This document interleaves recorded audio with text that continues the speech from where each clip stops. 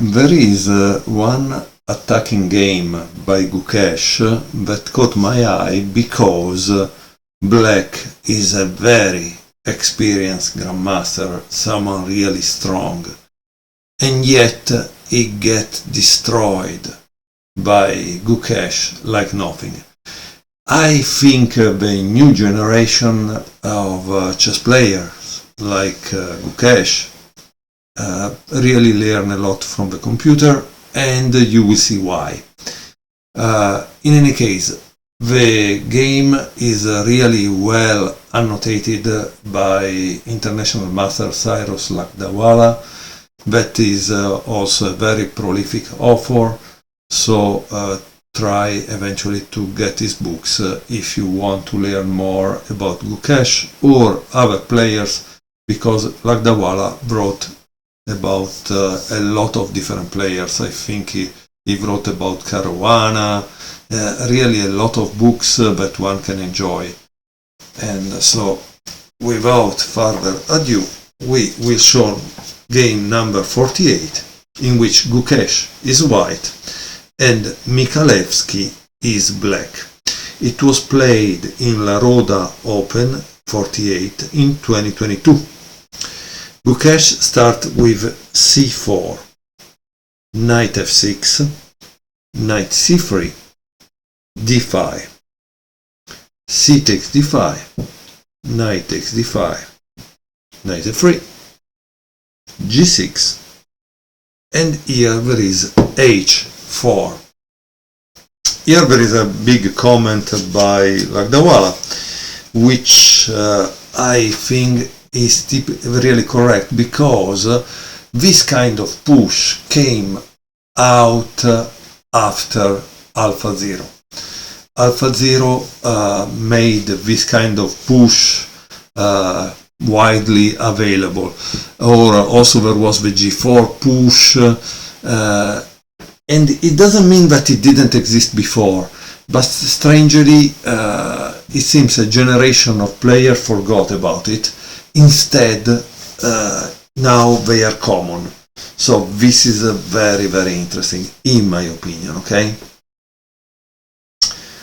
Bishop g7, and here he says black's most popular choice is to keep developing and just allow white the intended push to h5.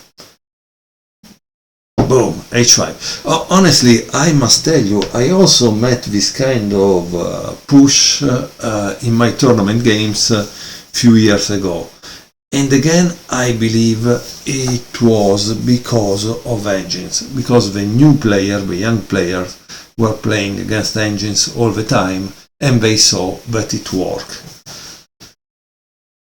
Knight c6, d4. Here, I think the main line is this one, okay? So, d4, knight takes c3. And this is becoming a Grunfeld structure, right? b takes c3, e5. And this is a very interesting move, right? Because they say, when there is an attack on the side, what do? You strike in the center. e3, castle, and here Lakdawala comment is interesting. Undaunted by the potential of an open h-file, black castles into it, relying on his now superior development and center counterplay to compensate white's potential kingside attacking chances. Bishop e2, and now there is e takes d4. So it seems that this is a novelty. Once more, it's based on the fact that you meet the attack on the side with an attack on the center. Okay? So that's the interesting part. Instead, rook e8 would have probably maintained central tension, okay? And Lakdawala thinks that this would have been a better choice. So again, you know, the opening to me is not much interesting. What's interesting are the ideas behind the move and why they are played. C takes d4, also because I don't have a memory of a grandmaster like Gukesh, right? So knight b4. It seems this move is not good either. The right move once more is rook e8. Obviously I don't know how Lakdawala came out with this move, if it's the engine, because generally the engine continues to point out at the right move up to the moment it's impossible to play it. So that's a possibility. So knight b4, bishop d2, which is a good move, and c5. Now try to pause the video, get your time clock, turn it for 3 minutes, and see what would you play in this position if you were white. Okay? Hoopla. Since they all get damage, I don't know why. It seems someone during the night moves them. Okay. So what would you play if you were white? Because this is the reason why I chose, I found this game also in ChessBase, but it wasn't as well annotated as Lakdawala. So I think Cyrus did a great job, and we should thank him for this. The move is rook c1. Black maybe didn't see it well, because in reality black cannot take either this or that at all. Okay, so let's see why, because this I believe is important. I think they should have put a diagram in there just to be able to return back to the position. So this fails because rook takes e5,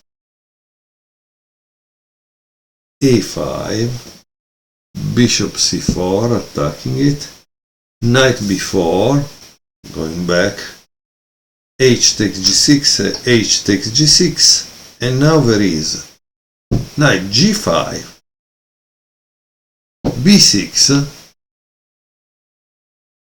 and queen b1. Boom! Can you imagine what's going on here? Notice this is pinned, so this is not protected. Once the queen goes here, the game is over. Okay? So this is really interesting. So how do you defend that? Queen d6. But I hope you see. Oops. Oops. And here we go. The threat is here, the threat is here, right? So you need to decide what you want to give up here. Yeah. Okay. Because also if you think here, obviously you can take, right? And that's kind of interesting. Yeah.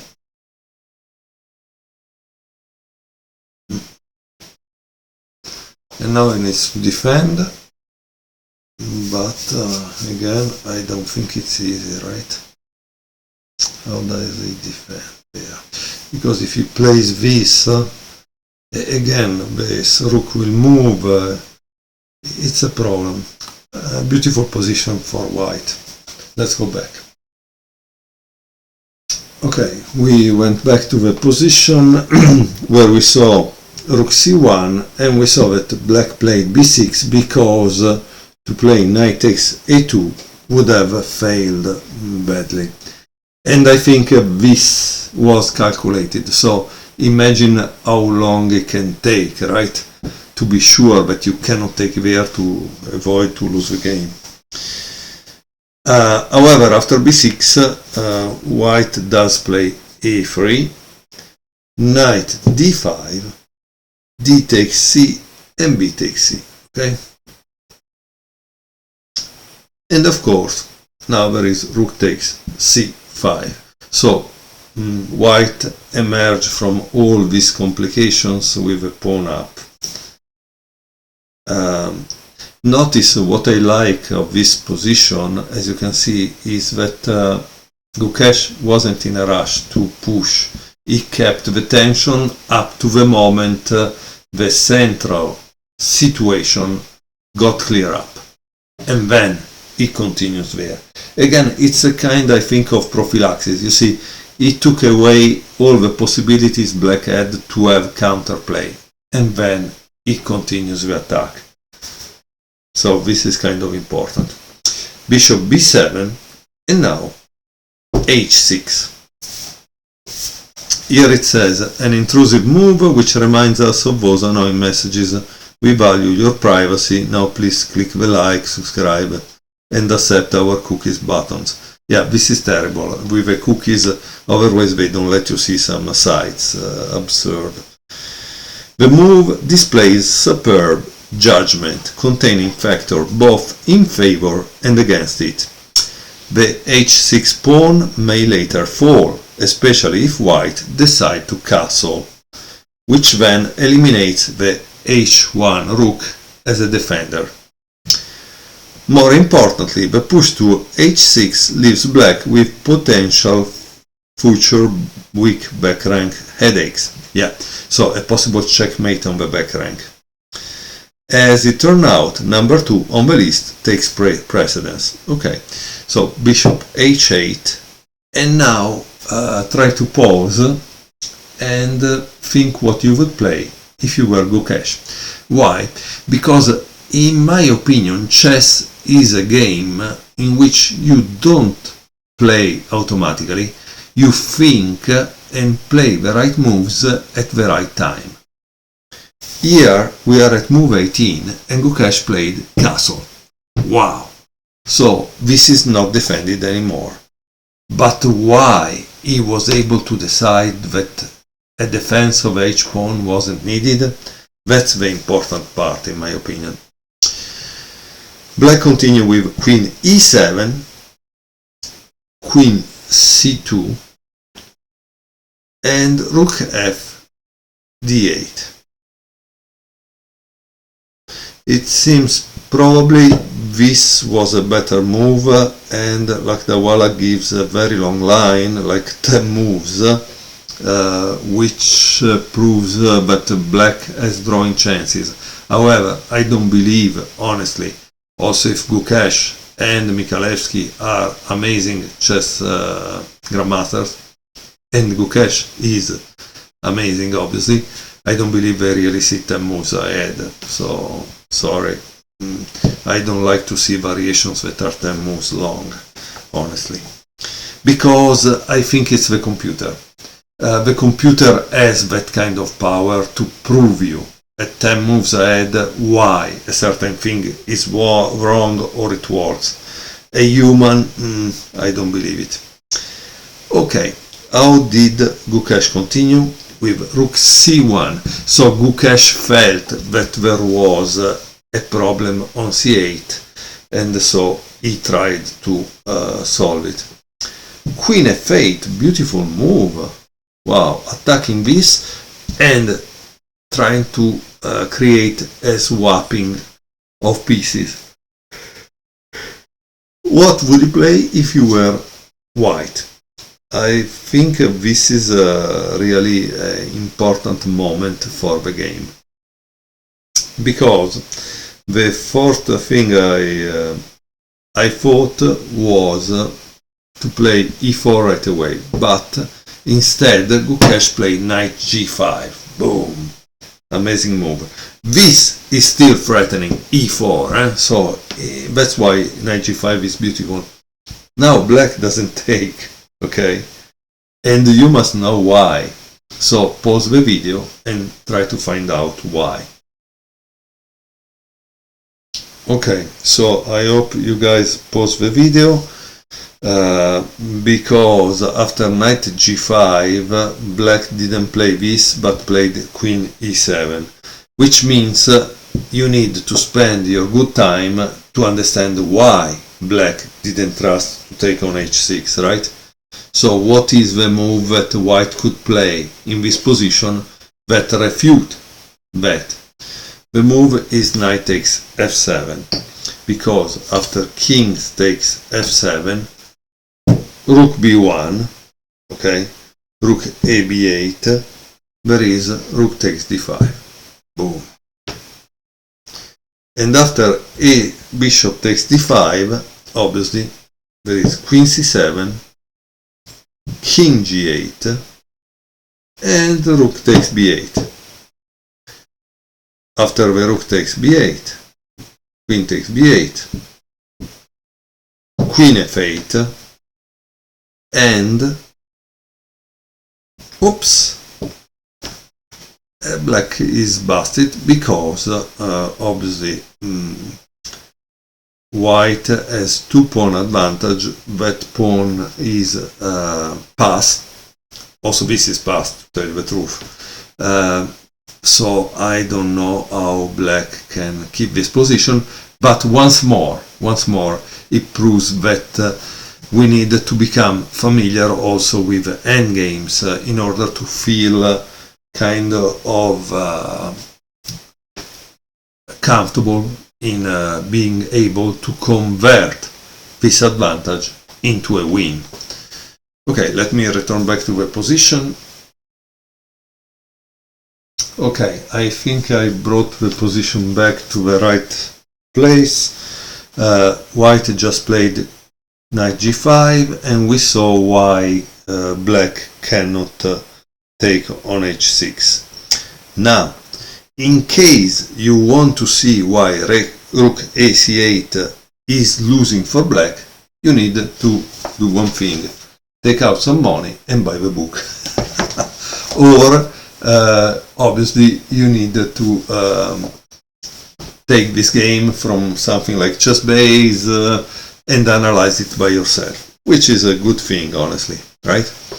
Okay, after what does black play instead of this or rook ac8? He played queen e7, but attacking this, right?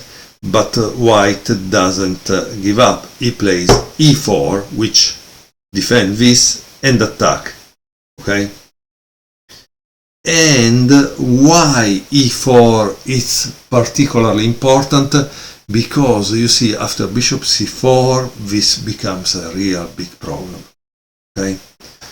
So f7, it's really attack in many games. You can see many of Taz games that always attack and crash on this. Okay, so how does black play? Black played bishop d4, attacking the rook c5, and as you can see, a counter attack on f2. Rook c4, bishop f6, e takes d5, and bishop takes g5. Now, if you want to see one thing, try to see what happens after this, how white would actually win something, because this is not good, okay? Just try.